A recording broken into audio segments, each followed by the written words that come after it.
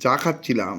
আর চা আজকে বেশ সকালবেলা আমি নিজেই তৈরি করছি। এরপর বাইরে কিন্তু এই কয়েকদিন বেশ গরম ছিল, আর এখন কিন্তু বাইরের ওয়েদার একদমই চেঞ্জ। আর বাইরের ওয়েদার তোমরা যদি দেখো, এখন কিন্তু পুরা মেঘলা, আর এইদিকে পাহাড়ে কিন্তু বৃষ্টি কিন্তু বেড়েই যাচ্ছে। আর এখন কিন্তু পাহাড়ের নিচে মানে আমাদের এই জায়গাগুলোতেও কিন্তু এখন বৃষ্টি শুরু হয়ে গেছে। তার মানে কি বর্ষা চলে আসলো। 1 মাস ধরে বাড়িতে কেউ নাই, আর বাড়িতে কেউ না থাকায় গোটা ঘরই কিন্তু ফাঁকা।